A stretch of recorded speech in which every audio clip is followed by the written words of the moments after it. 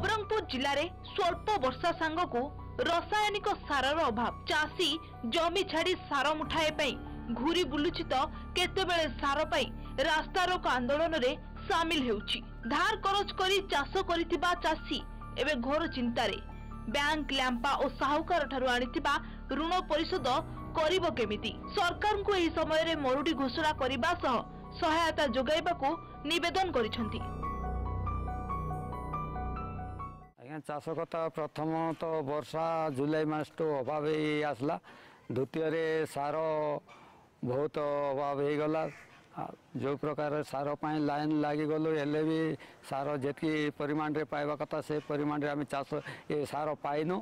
आउ द्वितीय वर्षार अभाव वर्तमान देखा देलानी, मरुडी हेबार आशंका अच्छी। आम सरकारी तो ऋण बाड़ी आनिक चाष करूँ, से चाष आम धार केमती कर आम सुझबू से प्रति आमर बहुत चिंतित।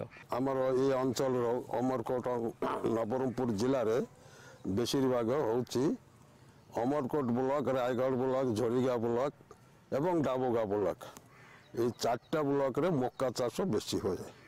धान चाष भी सेमती एवं बिरी कलद कांदुली सबु प्रकार अच्छी चाषीर, किंतु ए वर्ष वर्षा अभाव जो ठीक टाइम रे चाषटा हो पारला नहीं। जिले में जलसेचित जमी बहुत कम रहिथिबा जोगु स्वल्प वृष्टिर प्रभाव अधिक बढ़ुछि। चलित वर्ष जिलार रायगढ़ और चंदाहांडी ब्लॉक रे 50 रु 60% कम वर्षा होइछि। एणु कृषि उपरे प्रभाव पड़िछि, किंतु चाषी विचलित न होई अण धान डाली जातीय फसल करने को परामर्श देइछंती कृषि विभागीय अधिकारी। ए वर्ष अगस्ट मासरे 107 मिलीमीटर वर्षा होईछि। से भलिया चंदाहांडी रे गला वर्ष 218 मिलीमीटर होईछि वर्षा होइतिला। ए वर्ष 105 मिलीमीटर वर्षा होईछि। तेणु निश्चित भाव में वृष्टिपात कम रही।